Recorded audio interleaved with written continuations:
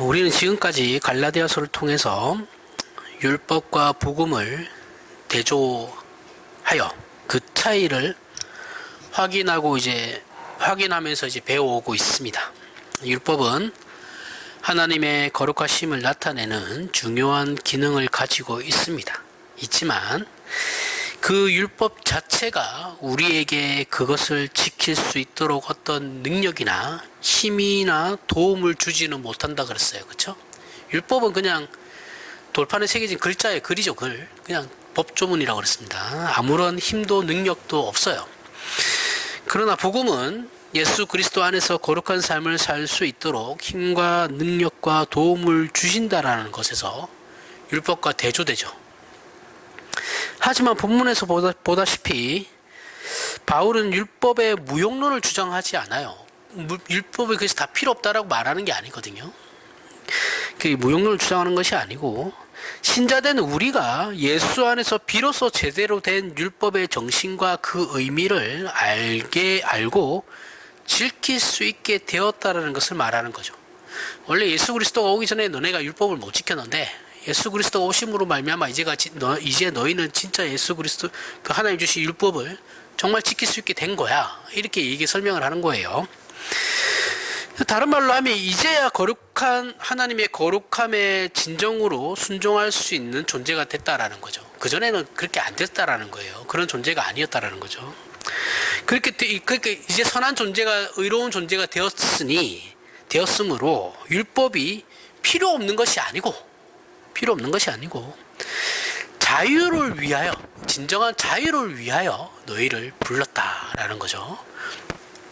그렇게 자유를 위하여 부르심을 입었다라고 말하고 있는 겁니다.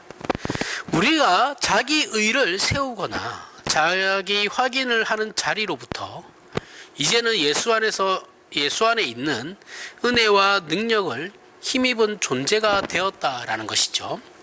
그러면 이제 우리의 신앙생활의 결정적인 국면은 그 힘과 은혜를 발휘해야 한다는 것이죠. 그렇죠? 예수를 믿으면 그 힘과 은혜가 발휘되어야 되는데 이제는 우리가 그전에는 예수 그리스도가 오시기 전에는 그런 게 안 됐는데 이제는 그게 된다라는 거예요. 되는 존재가 되었다라는 거죠. 그럼 그 발휘해야 되는 문제가 이제 남은 거죠. 그러면 그래서 율법은 은혜에 종속되죠. 그 종속되어 있다고 설명 우리가 앞에서 했어요. 그렇죠?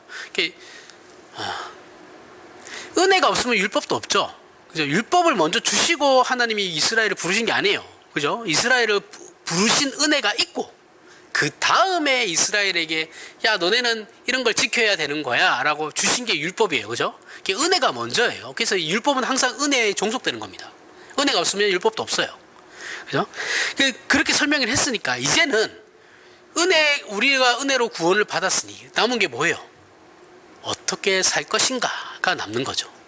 신자는 한국 교회는 이게 잘 안 돼요. 한국 교회는 무조건 회개하고 조금만 잘못하고 또 다시 옛날로 돌아가 다시 또 회개하고 처음부터 다시 시작해야 되고 이렇게 가는데 기독교는 그런 게 아니고 그냥 이제 은혜를 구원을 받았으면 이제 어떻게 살 것인가의 문제가 남았다라는 거예요. 그게 이제 율법이죠. 율법. 어떻게 살 것인가, 어떻게 순종할 것인가가 남은 거거든요. 근데 우린 자꾸 이거는 안 해요. 이건 생각 안 하죠. 계속 제가 저번에도 여러 번 얘기했죠. 우린 계속 쳇바퀴 돌아요. 똑같은 문제 가지고 계속 제자리에 머물러 있죠. 본문에 등장하는 그래서 자유는 자기의, 자기 확인, 자기 욕심이라는 어떤 개인적인 욕망과 부족함으로부터의 자유를 말하는 것인데 이것은 이제 예수 그리스도가 없었으면 누릴 수 없는 거예요. 예수 그리스도가 오심으로 말미암아서 우리는 자기의, 자기 확인, 자기 욕심, 개인적 욕망에서부터 이제 우리는 자유로울 수 있는 것이거든요. 이게 예수 그리스도가 없으면 우리는 이게 안 돼요. 애초에 안 되는 존재들이에요. 이렇게 하나님께서 예수 그리스도 안에서 목적하시고 허락하시는 구원의 영광, 그 영광을 이루어내시는 그 자유로 우리를 부르신 겁니다. 하지만 이 자유는 하나님의 은혜가 무질서나 무책임함이나 방임이나 방종으로 부르신 것이 아니다 그랬어요. 그죠? 자유는 방임과 방종이 아니에요. 자유로 부름을 받은 것도 적극적이고 긍정적인 책임 아래에 있는 것이다 라고 이제 성경은 가르치죠. 자유는 무조건 책임이 따르게 돼 있는 겁니다. 책임이 없는 자유는 없어. 세상에 그런 건 존재하지 않아요. 그건 자유가 아니죠. 방종이죠. 자, 기독교 신자의 자유라는 건 예수로 말미암아 달라진 인간과 인생을 보여야 하는 거예요. 자, 은혜로 우리가 자유애로의 부름을 받았어요. 그러면 남은 문제가 뭐라 그랬어요? 어떻게 살 것인가? 에 대한 문제가 남는다 그랬죠. 그럼 어떻게 살 것인가는 예수로 말미암아 달라진 인간, 그 인생, 그 예수로 말미암아 우리의 인생이 어떻게 달라졌는가를 보여야 하는 겁니다. 그게 어떻게 살 것인가예요. 그렇죠? 신자가 이것을 하지 못하면 그것은 자신의 자유가 무엇인지, 내가 은혜로 자유를 얻었다라는 것이 무엇을 의미하는지를 전혀 모르고 있는 거예요. 한국 교회는 없어요. 몰라요. 진짜 모릅니다. 그냥 나는 하나님만 잘 믿으면 된다라고 생각해요. 근데 성경이 말하는 건, 네가 하나님을 잘 믿는 건 네가 어떠한 삶을 사는가로 증명해라 라고 말씀하고 있는 거거든요. 근데 우리는 이건 안 해요. 그러니까 나는 하나님에 대해 나는 진심이 있으니까 내 신앙은 진짜야 라고 지 혼자 착각하는 거예요. 맨날. 이게 개혁파 신학 안에 이게 굉장히 심하거든요. 개혁파 신학이 굉장히 우월한 신학이다라고 자기네끼리 생각하니까 그건 물론 맞아요. 좋은 신학입니다. 훌륭해요. 더 나은 신학이 없어요. 그건 맞아요. 그런데 거기에 막 함몰되어가지고 자신의 삶은 개차반이에요. 무례해요.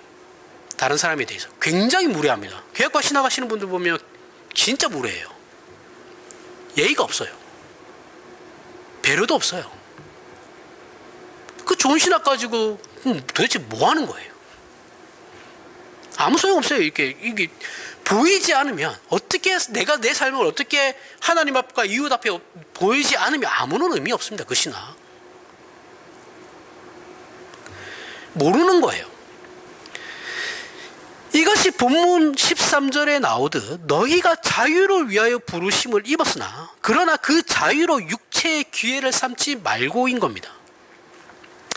자유로 부름을 받았는데 그 자유가 네 마음대로 살라는 건 아니야 라는 거예요. 방종을 말하는 건 아니야. 육체의 기회. 그죠? 육체의 기회라는 것은 헛된 것으로 자신의 시간과 기회를 낭비하거나 방향성 없이 자신을 방임하지 말라는 거예요. 데살로니가전서 1장 2절에서부터 7절에 우리가 너희 모두로 말미암아 항상 하나님께 감사하며 기도할 때 너희를 기억함은 너희의 믿음의 역사와 사랑의 수고와 우리 주 예수 그리스도에 대한 소망의 인내를 우리 아버지 하나님 앞에서 끊임없이 기억함이니 하나님의 사랑하심을 받은 형제들아 너희를 택하심을 아노라. 이는 우리 복음이 너희에게 말로만 이른 것이 아니라 또한 능력과 성령과 큰 확신으로 된 것임이라. 우리가 너희 가운데서 너희를 위하여 어떤 사람이 된 것은 너희가 아는 바와 같으니라. 또 너희는 많은 환난 가운데 성령의 기쁨으로 말씀을 받아 우리와 주를 본받는 자가 되었으니 그러므로 너희가 마게도니아와 아가야에 있는 모든 믿는 자의 본이 되었느니라. 예수를 믿는다라는 건 어떤 억압과 절망과 낭패에서 벗어난 정도에 그치지 않는다라는 거예요. 그 정도가 아니다라는 거죠. 그 정도에 그치는 것이 아니고 그 반대의 극한. 자, 어떤 억압과 절망과 낭패에서 벗어나는 것이 아니고 여기에서부터의 그 반대, 극한의 반대 그쪽으로 가야 된다라는 거예요. 가는 것이다라는 겁니다. 이것이 성경이 말하는 충만이에요. 나의 어떤 억압이나 낭패나 내 절망에서부터 완전하게 반대쪽에 있는 극한까지 가는 것이 성경은 충만이다라고 얘기하고 있어요. 그리고 영광의 승리다라고 얘기하고 있어요. 이것이 없다면 우리는 율법을 쫓아 스스로 만들어내는 자기 확인과 자기 증명에 불과한 삶과는 완전히 반대 극단에 있는 구원과 은혜의 의미를 제대로 알지 못해요. 그리고 예수 그리스도의 은혜로 말미암는 구원의 능력도 늘 놓치게 됩니다. 그 구원의 능력이 사실은 뭔지를 몰라요. 우리는 구원의 능력이라고 하면 한국 교회는 특히 뭐 은사로 생각하죠, 그렇죠? 어떤 내가 능력을 받아가지고 뭐 특별한 은사를 받아가지고 봉사를 하거나 어떤 달란트를 받아가지고 그놈의 달란트 진짜 확 그런 걸로 생각해요. 달란트 시장도 하지 마세요. 무슨 교회가 자본주의로 돌아가는 것도 아닌데 달란트 시장을 도대체 왜 하는 거예요? 그 대가를 바라고 뭔가를 얻는 거잖아요. 교회는 그렇게 하면 안 돼요. 그런 거 주일학교에서 다 없애버려야 됩니다. 그 뭐 하는 짓이에요 도대체? 그 경쟁시키는 거잖아요, 애들한테. 너 한 사람 데리고 오면 내 달란트 몇십 달란트 줄게. 그렇게 하면 안 됩니다. 교회는 그런 데가 아니에요. 그렇게 하시면 안 돼요, 진짜.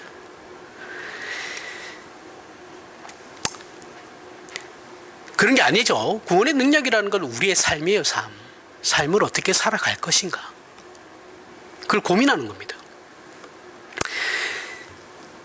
바울은 너희의 믿음의 역사와 사랑의 수고와 우리 주 예수 그리스도에 대한 소망의 인내, 이런 것들을 얘기하며 기독교 신앙은 분명한 목표를 가지고 있고 그것이 예수 안에서 어디까지 가야 하는 것인지, 그리고 그 약속 안에서 믿음의 인내와 순종이 있어야 한다라는 것을 가르치고 있는 거예요.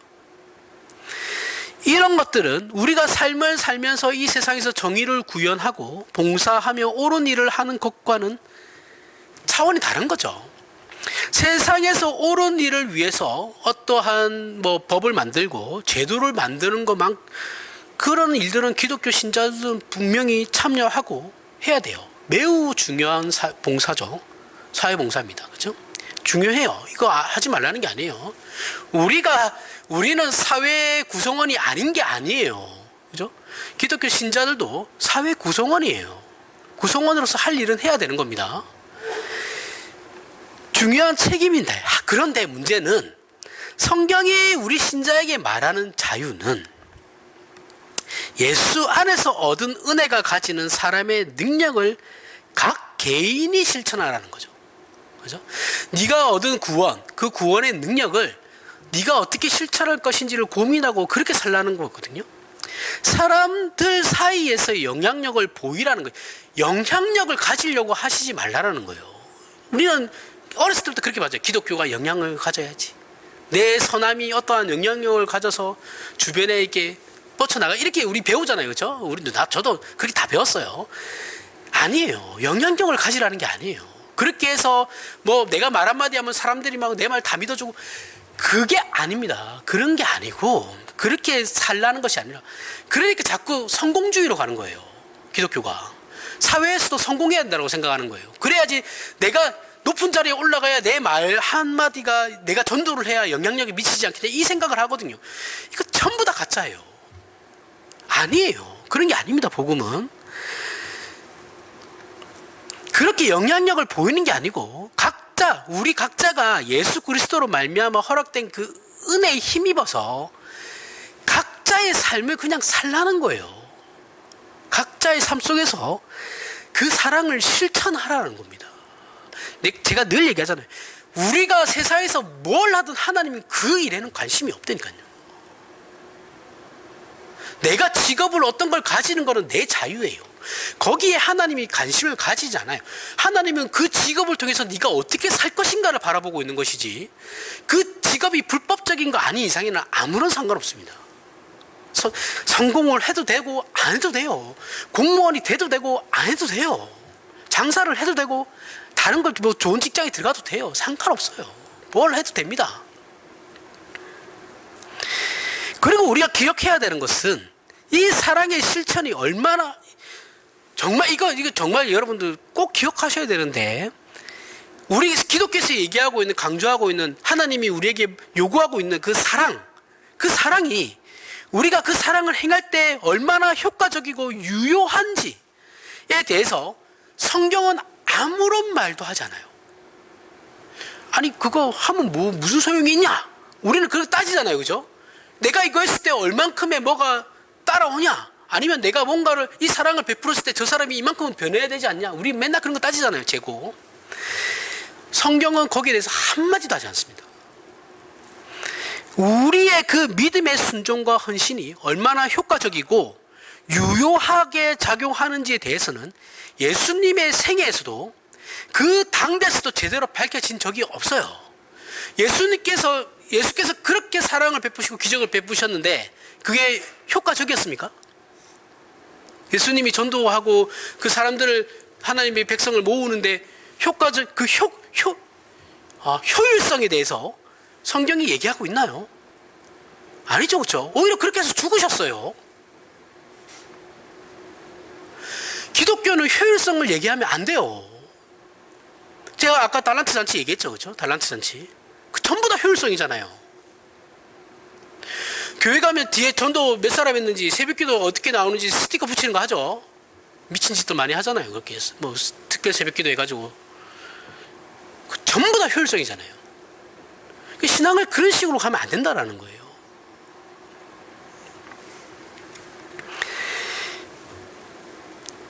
성경은 하나님의 사랑이 이만큼 효율적이니까 너희가 열심히 해라고 얘기하지 않아요.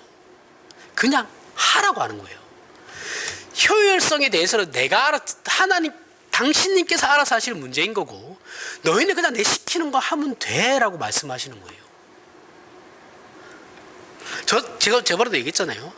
우리 교회가 한 사람을 도와주기로 했어요. 특별한 가정을. 근데 저 가정이 사실은 도와주면서 교회에 나왔으면 좋겠죠. 복음을 받아들이고 저 사람들이 변화되면 좋겠죠. 그걸 조건으로 생각을 한단 말이에요. 그래서 한 1년, 2년 도와주다가 이런 말 하는 사람 분명히 나옵니다. 도와주면 뭐해? 교회도 안 나오는데. 이따위로 얘기하는 사람들이 있다고요. 그런 거를 바라지 말라는 거예요. 그냥 교회가 할 일을 하면 되는 거예요. 내가 내 친구에게 복음을 전하는데 얘가 안 믿어. 그렇게 밥을 처먹였는데도 안 믿어요. 미치죠. 그거는 내가 할 일이 아니죠, 그죠? 나는 그냥 복음만 전하면 되는 거예요. 그걸로 끝이에요. 그리고 잘해주면 돼요. 그 결과는 우리가 하는 게 아니에요. 계속 한국 교회는 특히 효율성에 대해서 많이 따지죠.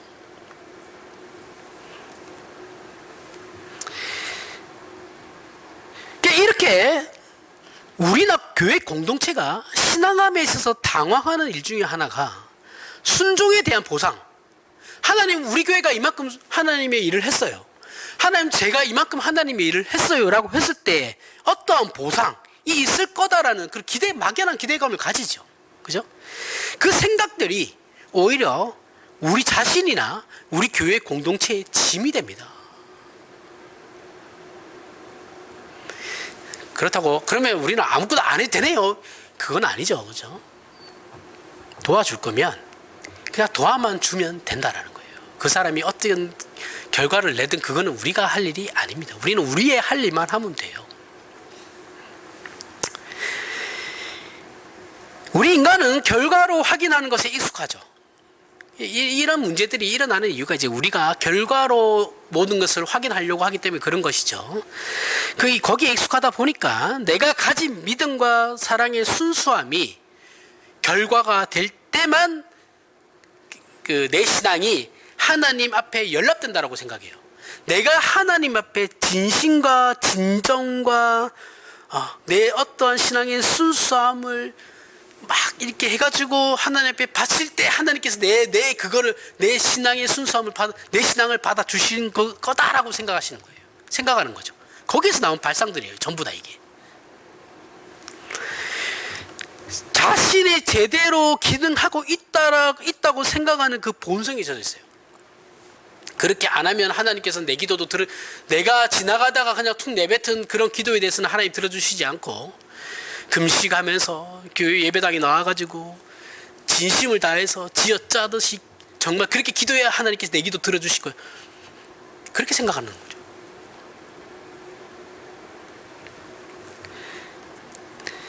자, 예수님까지 갈 필요도 없어요. 바울의 생애를 보세요. 우리가 생각하는 게 얼마나 엉터리인지 바울의 생애만 보더라도 그 사랑의 수고나 헌신들, 제가 얘기했죠. 예수님을 제외하고 인류 역사상 바울만큼 훌륭한 사람은 없어요. 다윗도 잽이 안 됩니다. 바울이 최고예요. 진짜. 바울의 그 헌신, 교회에 대한, 그리고 신자들에 대한, 이웃사랑에 대한 그 헌신과 수고, 전부 눈에 보이는 결과로 만들어내지 못했어요. 우리는 이걸 지금 갈라디아서를 통해서 확인하고 있지만 바울 서신은 거의 다 그런 내용이에요. 바울이 얼마나 힘들게 사역을 했는데, 교회를 세웠는데 그 교회가 풍지박살이 나는 거거든요. 그가 세운 교회들이 가장 기본적인 복음마저도 버리는 그 과정들을 다 보죠. 여러 가지 문제가 발생한 것으로 인해서 한숨을 쉽니다. 때로는 언성을 높여요. 그리고 분노하면서 편지를 써야 했던 사람이에요. 바울은 평생을 자신의 목숨을 아끼지 않고 희생하며 헌신하는 일들과 그 수고들이 어쩌면 당대의 그 어떤 보상으로도 열매로도 나타나지 않았죠. 그렇기 때문에 2000년 동안 교회 안에서의 굉장한 영향력을 미치는 사람이 된 것일 수도 있어요. 하지만 그 영향력을 바울 자신은 확인하지 못했어요. 바울이 살아생전에 자기 신의 헌신이나 수고에 대한 열매들을 바라보지 못했어요. 우리가 바울의 생애를 통해 본받아야 할 것은 그가 남긴 많은 업적, 우리가 이 사역자들 특히 이런 함정이 많이 빠져요. 나도 바울처럼 하나님 많은 업적, 많은 일을 할 수 있게 해서, 그러한 큰 일들을 할 수 있게 해주세요, 막 이렇게 기도하거든요. 그죠? 그리고 기도하고 소원도 해요. 근데 성경이 바울을 통해서 말하려고 하는 건 뭐냐면 그런 업적이나 그런 큰 일들을 하려고 하는 게 아니고 그가 남긴 그런 업적과 그가 베푼 많은 능력을 본받아야 그게 아니고 바울도 하나님 앞에서 한 사람의 신자로서 순종했다. 그거 본받아야 그거래요. 그 이상도 그 이하도 아닙니다. 그의 순종의 내용은 예수 그리스도로 말미암아 알게 되었고 보게 된 하나님의 목적과 뜻을 확인했죠. 그죠? 확인하여 자신의 존재와 인생에 그 내용을 적용했죠. 자신이 하나님께 예수 그리스도로 말미암아 보고 들은 것, 그걸 그대로 자기 신의 삶에 적용했어요. 적용하고 실천하는 것에 모든 책임이 있다는 것을 알고 그 일에 최선을 다한 게 바울입니다. 근데 그만큼 받은 게 많으니까 그만큼 희생도 많이 하고 수고도 많이 했죠. 바울은 자신이 가지고 있고 자신이 확인한 것으로 얼마나 큰 효과를 낼 수 있는지 그 효율성을 생각하거나 따지지 않아요. 그런 적이 없어요. 그건 부차적인 거죠. 바울에 있어서. 에베소서 2장 8절에서부터 10절에 너희는 그 은혜에 의하여 믿음으로 말미암아 구원을 받았으니 이것은 너희에게서 난 것이 아니요 하나님의 선물이라 행위에서 난 것이 아니니 이는 누구든지 자랑하지 못하게 함이라. 우리는 그가 만드신 바라 그리스도 예수 안에서 선한 일을 위하여 지으심을 받은 자니 이 일은 하나님이 전에 예비하사 우리로 그 가운데서 행하게 하려 하심이라. 자, 이 내용은 반복되는 내용임에도 그 뜻을 명확하게 아는 건 쉽지가 않습니다. 우리는 우리가 만든 구원이 아니라 하나님께서 예수 그리스도 안에서 허락하신 구원을 받았다라는 내용이에요. 8절에서부터 9절 말씀을 보면 예수로 말미암는 하나님의 은혜에 의한 구원은 행위에서 난 것이 아니다라고 합니다. 그래서 누구든지 자랑하지 못한다라고 성경이 말하고 있어요. 그리고 이 말씀과 대조되는 말씀이 10절이에요. 8절에서부터 9절 말씀과 대조되는 게 10절인데 우리는 그가 만드신 바라 그리스도 예수 안에서 선한 일을 위하여 지으심을 받은 자니 이 일은 하나님이 전에 예비하사 우리로 그 가운데서 행하게 하려 하심이니라. 무엇을 대조하고 있느냐 하면 구원에 대해 우리의 행위로 받은 구원에 대해서 우리의 행위로 받은 구원이 아니라 하나님의 예정과 목적에 의한 구원이다라는 것을 비교하고 있어요.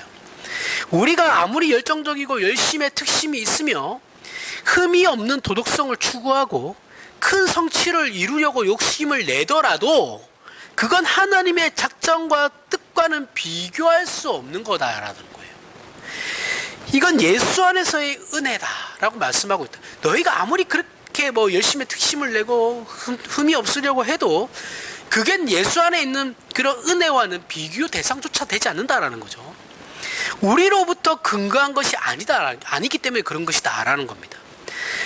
그래서 우리로부터 근거한 것이 아니다라는 이 말은 우리는 스스로 구원할 만한 힘과 능력이 없는데 그건 우리가 피조물이고 죄인이기 때문이다라고 말씀하고 있는 거죠. 애초에 그러니까 비교 대상이 되지 않는데 우리는 그걸 계속 비교하고 있죠. 비교하고 있고 나에게 어떠한 근거를 끊임없이 찾으려고 하고 있어요. 그런 존재가 될 수 없다라는 게 우리의 존재다라는 것이, 인간이란 존재는 그렇다라는 거, 피조물이기 때문에, 그리고 죄인이기 때문에 안 된다라는 거예요. 그런 존재와 격의 차이가 있다라는 겁니다. 그렇게 하나님의 작정과 목적을 위하여 우리는 그가 만드신 바라 그리스도 예수 안에서 선한 일을 위하여 지으심을 받은 자라고 하여 우리의 도덕성과는 비교조차 할 수 없는 더 크고 높은 예수 그리스도로 말미암아 허락하신 구원을 얻었다라는 것입니다. 하나님 당신님께서 근거가 되시고 이유가 되시며 수단과 방법이 되시고 능력과 목적이 되시는 구원이다라고 말하는 겁니다. 이걸 오늘 본문으로 가지고 얘기를 하면, 자, 이거는 지금 에베소서죠, 그렇죠? 오늘 이 내용을 그대로 오늘 본문으로 가지고 적용하면 이게 자유를 위하여 구원받았다라는 말이에요. 이 자유를 위하여 구원받았다라는 말 속에는 우리를 우리의 욕심과 능력과 한계 속에 묵지 말라는 뜻이 함유되어 있는 겁니다. 하나님께서 우리에게 어떤 목적을 가지고 계신지를 잊지 말라는 거예요. 우리를 예수 안에서 구원하여 어디로 보내시는지, 어느 정도의 구원과 어느 정도의 성취를 목표하고 계시는지를 잊지 말라는 거예요. 죽어서 지옥 갈 운명, 천당 가게 하셨다, 이런 소극적인 구원이 아니고 예수로 말미암은 구원, 예수께서 근거가 되시는 구원, 그래서 우리의 상상을 초월하는 신적 경지에 이르는 적극적인 구원이, 그 자유가 우리가 받은 구원이고 그 구원의 궁극적인 목적이다라고 말하고 있는 겁니다. 골로새서 3장 12절부터 14절에 그러므로 너희는 하나님이 택하사 거룩하고 사랑받은 자처럼 긍휼과 자비와 겸손과 온유와 오래 참음을 옷 입고 누가 누구에게 불만이 있거든 서로 용납하여 피차 용서하되 주께서 너희를 용서하신 것 같이 너희도 그리하고 이 모든 것 위에 사랑을 더하라. 이는 온전하게 매는 띠니라. 자, 바울은 우리가 얻은 자유를 사랑으로 끌고 가요. 제가 얘기했죠. 은혜로 얻은 구원은 결국은 율법으로 가게 되는데, 율법이 어떤 율법으로 간다 그랬어요? 하나님 사랑과 이웃 사랑으로 간다 그랬죠, 그렇죠? 사랑으로 끌고 갑니다. 앞 시간에도 설명했지만 율법은 스스로 율법을 지키는 자에게 힘을 주지 않아요. 능력도 주지 않아요. 아무것도 주지 못합니다. 하지만 은혜로 말미암아 예수 안에서 구원을 얻은 자들에게 목적하시는 것과 율법이 지시하고 가리키는 방향과 내용은 똑같은 거예요. 그러니까 율법이 가리키는 방향과 은혜로 말미암아 은혜로 구원 얻은 자들의 가야 하는 방향은 같아요. 하나님 사랑과 이웃 사랑이잖아요, 그렇죠? 그러나 우리는 이것을 지킬 힘과 능력이 없어요. 문제가 이거죠, 그렇죠? 그래서 우리는 율법으로 구원 얻을 수 없다는 것을 깨달아야 되는 거죠. 하나님만 사랑하고 이웃은 사랑하지도 않으면서 마치 자기가 할 일을 다 한 것 같이 생각하고 행동하는 사람들, 앞에서 얘기했던 그 개혁파, 우리가 개혁파 안에 속해 있지만 그런 부류의 사람들, 그래서 그것을 지켜낸 자신이 영광을 받는 것으로밖에 율법을 사용하지 못해요. 이게 우리입니다. 율법은 분명히 선하고 하나님의 거룩하심을 나타내는 것입니다. 맞아요. 하지만 인간은 율법으로 하나님의 거룩하심을 나타내는 게 아니라 자기 의밖에 드러내지 못하죠. 율법은 분명히 율법을 통해서 하나님의 의를 나타내야 되는 건데, 내가 그걸 지켰다라고 하면서 내 의를 드러내는 게, 그게 인간이에요. 바리새인들이 다 지금 신약에 나오는 예수님을 대항하던 바리새인 무리들이 다 그런 사람들이잖아요, 그렇죠? 이것이 이제 예수 그리스도로 말미암는 구원으로 인해 율법의 생명을 채움으로 그 율법이 가리키는 하나님의 거룩하심과 사랑으로 우리를 진정 이제 인도하게 된다라는 겁니다. 지금 골로새서에 나오는 긍휼과 자비와 겸손과 온유와 오래 참음과 같은 내용을 하나의 조목으로 놓고 지키려고 하면 이건 대단히 어려워요. 우리는 이것을 지켜야 할 조목으로서가 아니고 신자인 우리가 어디로 부름을 받았는지를 기억해야 하는 거예요. 사랑해야 돼, 오래 참아야 돼, 인내해야 돼, 이걸 반드시 지켜야 하는 어떤 율법으로서가 아니고 내가 지금 어디로 부름을 받았는가를 알면 이런 것들은 지키게 된다라는 거예요. 그렇지 않고 긍휼과 자비와 겸손과 온유와 오래 참음을 지켰다라는 것이 마치 자기 자랑으로 가고 있으면 이건 성경이 말하는 사랑이 아니에요. 이거를 지키기 위해서 지키는 것은 사랑이 될 수가 없습니다. 바리새인들이 율법을 다 지키죠, 그죠?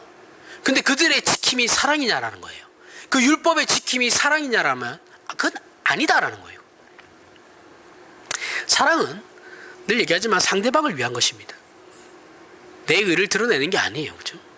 고린도전서 13장에 나오는 사랑의 정의는 그 어떤 옳은 말이나 정의로운 일이나 희생이나 커다란 믿음을 가졌더라도 사랑이 없으면 아무것도 아니다라는 말이에요. 이 사랑은 앞에서도 얘기했지만 상대방을 위한 것입니다. 기독교 신앙에서 우리가 얻은 자유를 하나님의 성품을 담고 그 뜻을 이루는 것으로 하나님의 사랑이 뿌리가 되어 자라난 열매로 보라는 거예요. 자유가, 나에게 주어진 이 자유가 하나님의 사랑이 뿌리가 되어서 자라난 열매라는 거예요. 우리는 이렇게 신앙을 점검해 가야 되는 겁니다. 이 모든 것 위에 사랑을 더하라. 이는 온전하게 매는 띠니라. 자, 결국 기독교 신앙과 믿음은 모든 걸 사랑에 굴복시키는 거예요. 사랑이 아니면 그 어떤 것도 소용이 없습니다. 자, 우리는 신앙생활을 하면서 우리의 믿음 없음을 늘 한탄하죠. 늘 한탄합니다. 저도 그래요. 매일 이 싸움이죠, 그렇죠? 나의 믿음 없음에 대해서 한탄하죠. 그러나 오늘 본문이 우리에게 가르치는 바는 결국 이것이 예수 그리스도 안에서 우리에게 허락된 구원이다라는 거예요.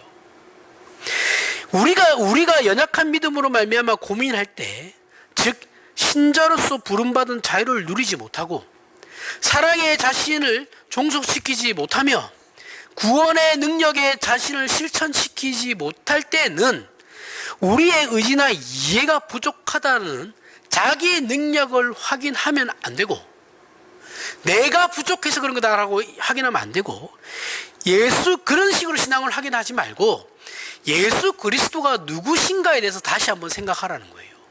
내 믿음이 떨어졌을 때, 내가 힘들고 절망하고 있을 때 나를 바라보면 안 된다라는 거예요. 나의 못남을 보지 말고 예수 그리스도가 누구신가를 다시 한번 생각하라는 거예요. 그 예수 그리스도의 구원은 우리의 절망을 극복하게 만드는 거잖아요, 그렇죠? 그러니까 다시 예수를 보라는 거예요. 거기에 집중하라는 거죠. 나만 봐봐야 우울증 걸려요, 그죠?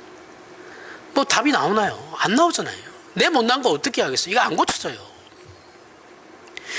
어렸을 때부터 자기 객관화가 어느 정도 되시는 분들은 나의 단점을 알죠.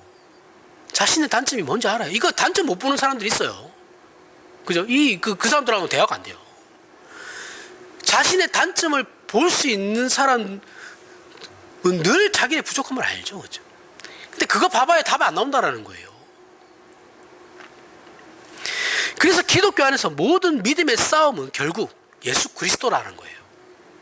내가 예수 그리스도를 더 바라보느냐, 더 의지하느냐, 그렇지 못하냐의 싸움일 뿐인, 그 나머지는 다 그냥 부차적인 거다라는 겁니다. 예수를 우리가 어떻게 알고 믿느냐의 문제인 것이지 예수께서 잘못하신 건 없어요. 그죠? 예수님께서 뭐 잘못하신 게 뭐 있겠습니까? 늘 우리가 문제죠. 예수 그리스도는 우리에게 모든 걸 다 주셨어요. 단지 우리가 그 모든 걸 믿지 않고 있기 때문에 잘못 알고 오해함으로 발생하는 문제들이다라는 것이죠. 그래서 이 문제의 답은 내가 믿는 예수가 정말 성경이 말하고 있는 그 예수라면 나의 믿음이 이럴 수는 없다라는 것으로 우리는 확인하면서 나아가야 된다는 거예요. 내 믿음이 연약하고 내가 못나 보이고 나로 말미암아 내 자신이 실망하고 이럴 때 예수를 보면서 성경이 말하는 그 예수, 내가 믿는 그 예수가 그 예수라면 내가 지금 이렇게 절망할 이유는 전혀 없다. 내가 이렇게 좌절할 이유도 없다. 그걸 확인하라는 거죠. 그러면 그 아들을 보내신 하나님의 사랑에서 우리를 끊을 자가 없죠. 우리 이걸 또 이렇게 또 확인하게 되죠. 그 아들까지 내주신 이께서 더 보류하시고 유부하고 하면서 아끼실 것이 뭐가 있겠습니까? 아들도 이미 주셨는데 예수께서 남겨두신 것이 없이 다 우리에게 주셨습니다. 이게 성경이 일관된 내용입니다. 우리는 지금 그 성경 말씀 앞에 서 있는 거예요. 그리고 나면 우리는 결국 어떤 기도를 하게 되느냐 하면 하나님 도와주십시오. 믿음을 주십시오. 예수를 더 알게 해 주십시오. 이 기도 말고는 다른 기도는 할 게 없어요. 그렇지 않습니까? 이 기도가 우리가 해야 하는 합당한 기도입니다. 신자들이. 결국 이 문제거든요. 내가 무엇을 요구하든 간에 결국은 이 문제로 갈 수밖에 없어요. 오늘 본문의 내용처럼 우리는 강요와 자랑을 벗어나서 이웃을 위하여 스스로 희생하는 자유로운 섬김으로 사랑할 수밖에 없는 존재들입니다. 기독교 신앙의 놀라움과 신비로움은 사실 눈에 보이는 이 교회 공동체만 봐도 알 수 있죠. 무슨 말이냐 하면 어느 시대나 그랬고 그 누구나 다 그랬듯이 대부분의 신자들은 자신이 출석하는 교회 공동체에 만족하는 사람은 없습니다. 만족하는 사람 아무도 없어요. 누가 만족해요? 마음에 안 드는 구석 하나씩은 다 있어요. 그렇게 마음에 안 드는 구석은 그 공동체에 의외로 그 공동체의 어떤 제도나 교회 안에서의 어떤 제도나 그런 예식보다는 그 공동체의 구성원이죠. 그죠? 마음에 안 드는 거는 우리 교회는 다 좋은데 저 인간만 없으면 좋겠어. 요거예요. 저런 사람이 왜 우리 교회 나올까? 이러거든요. 세상에서야 유유상종이죠. 세상은 다 끼리끼리 놉니다. 이거 제가 진짜 죄송합니다. 나이 얘기해서 나이 먹으면서 느끼는 건데 정말 끼리끼리 놀아요. 아 진짜 저 그룹에서 한 명만 딱 보면 알아요. 저 그룹이 어떤 성격의 그룹인지. 정치 성향까지 알 수 있어요. 한 명만 보면. 정말 유유상종입니다. 정말 이건 진짜 진리인 것 같아요. 끼리끼리 놀아요. 수준이나 성격이나 취미가 비슷한 사람들끼리 모이거든요. 그죠? 인간을 등급으로 얘기해서 미안한데 B 등급의 인간은 A 등급의 인간과 어울리지 않습니다. 내가 못나 보이거든요. 그럼 B 등급의 인간은 같은 B 등급이거나 C 등급이거나 E 등급으로 가요. 이해하시죠? 무슨 말인지? 지보다 잘난 사람들하고는 절대 어울리지 않아요. 자기랑 동급이거나 그 밑에 못나 보이는 사람들하고 어울리지. 그러니까 그 수준인 거예요. 예를 든 겁니다. 인간을 등급으로 나누면 안 되죠. 같은 비슷한 수준들끼리 모인다라는 거예요. 하지만 교회 공동체는 그렇게 하면 안 된다라는 겁니다. 그렇지 않아요. 그죠? 이건 세상이 그런 것이고 우리는 그러면 안 돼요. 정말 다양하고 다른 사람들이 진짜 정말 다양성이 넘쳐나는 곳이 교회예요. 그죠? 그럼에도 불구하고 그 사람들은 하나의 이유로 모이는 겁니다. 그렇게 다양한 사람들이 하나의 목적을 위해서 모이는 거예요. 예수 그리스도죠. 그분의 몸으로 그래서 부름을 받은 거예요. 그런데 이런 교회 공동체에 대해 많은 사람들이 오해하고 있는 거죠. 오해해서 우리가 어떤 유혹을 받으면 그렇게 다양하게 모이다 보니까 우리가 어떤 유혹을 받게 되냐면 어떤 기준을 만들고 싶어 해요. 교회 안에서 어떤 기준을 만들어 가지고 그 조건에 부합하는 사람들은 자신들의 부합하지 않은 사람들, 그러니까 그 기준에 미달이 되는 사람들은 우리 교회 안 나왔으면 좋겠어, 이렇게 생각해요. 그죠? 그래서 부자교회에 갑자기 노숙자가 등장하면 전 교인이 긴장합니다. 진짜 그래요. 뭐야, 저 사람 뭐야? 반응이 딱 이래요.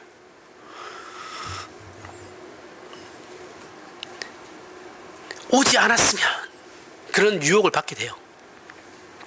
그리고 이상하게 또 이런 것도 있어요. 교회당에 오면 이럴 때는 이렇게 하고 저럴 때는 저렇게 하라는 이상한 기준을 만들어요. 그죠? 어떤 강제적인 규정들을 만들고 싶어 해요. 그게 사람입니다. 사람이 그래요. 죄인이라서. 그러면서 또 뭐라 합니까? 우리 교회는 사랑이 없어. 이것도 결국 사랑을 강제적으로 규정화시키는 거죠. 그죠? 사랑하십시오 하는 거는 맞아요. 사랑해야 됩니다 라고 하는 건 맞는데 그 사랑을 강제화시키면 율법이 되어버리는 거예요. 강제할 수 없어요. 교회는 강제할 수 없어요. 지금 무조건 자발적인 거여야 됩니다. 자발적이지 않은 건 의미도 없어요. 하나님 앞에서. 하지만 교회는 사람의 신분, 능력, 성격, 학력, 재산 등 그 어떤 조건도 소용이 없는 곳이죠. 그런 곳이어야만 하죠. 가족과 똑같은 거예요. 가족 안에서 이런 조건들은 아무 소용없죠. 내가 내 형제 중에 형제가 쭈루룩 있는데 한 놈은 잘 배웠고 한 놈은 못 배웠고 한 놈은 재산이 많고 그런 사람들 모여도 가족들 모이잖아요. 형제들 모이잖아요. 그러면 자기 할 말 다 해요. 그게 가족들 안에서는 어떤 조건이 되지 않나요? 야, 너는 못 배웠으니까 아무 말도 하지 마. 있다고 얘기 안 하죠. 그죠? 형제들 사이에서는. 똑같은 거예요. 교회도. 배웠든 못 배웠든 가졌든 못 가졌든 자기 할 말 하는 겁니다. 그걸로 조건으로 그 사람에게 어떠한 것을 강요할 수 없어요. 나오라고 하지도 못합니다. 나오지 말라고 말하지도 못해요. 가족이면 가족의 일원이면 그 누구라도 발언권을 가져요.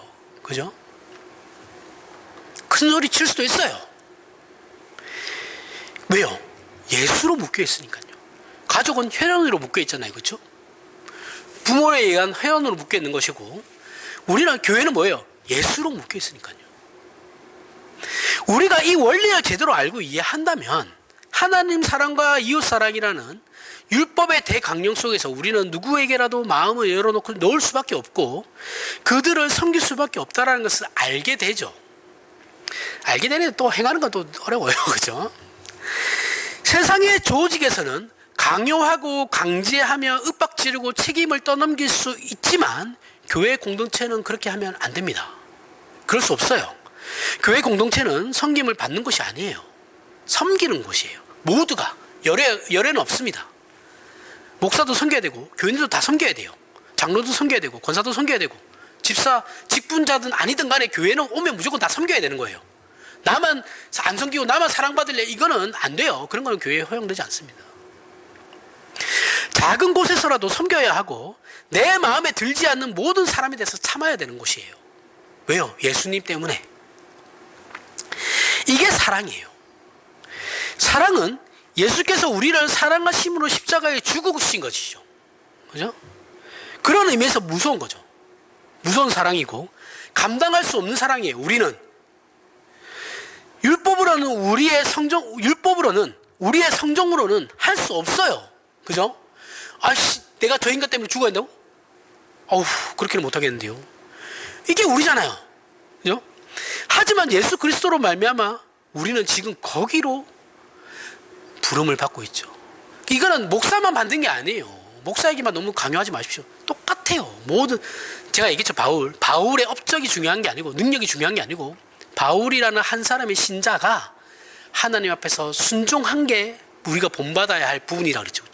이 모든 신자에게 적용되는 겁니다. 목사만 그렇게 해야 되는 게 아니에요.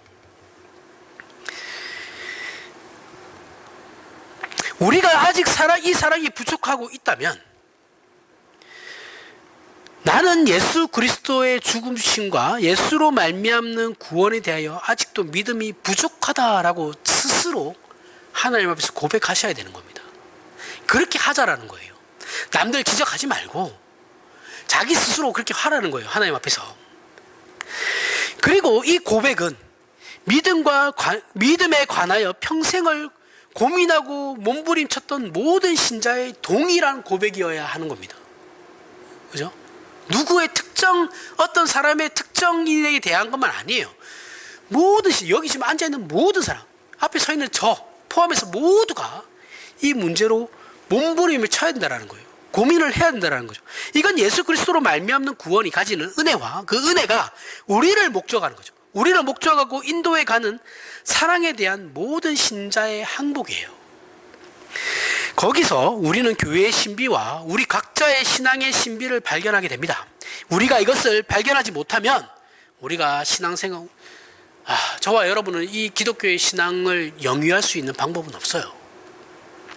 오늘 이 성경의 말씀을 깊이 묵상하심으로 교회 공동체에서 그리고 우리의 인생 여정에서 예수로 말미암아 구원 얻은 사람의 당연한 인생인 믿음으로 순종하며 살아가는 저와 여러분이 되길 바랍니다. 기도하겠습니다.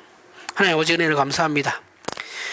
예수로 말미암는 구원을 우리에게 허락하심으로 우리의 못난과 부끄러움에서 구원하여 이제는 사랑을 할 수 있는 자유로 하나님의 자녀라는 놀라운 그 기업의 상속자로 우리를 부르심에 감사를 드리고 그 부르심을 확인하였습니다. 그러므로 우리의 사랑과 베푸신 구원의 신비를 믿음으로 소유하여 우리의 생애와 존재와 삶을 믿음으로 담아내는 저희가 되게 하여 주시옵소서. 그리하여 이 싸움에 다른 핑계 대지 말고 우리 자신의 책임 문제로 우리 자신에 관한 믿음의 싸움인 것을 기억하는 저희가 되어 이 말씀이 우리의 양식이 되게 하여 주시옵소서. 예수님 이름으로 기도합니다. 아멘.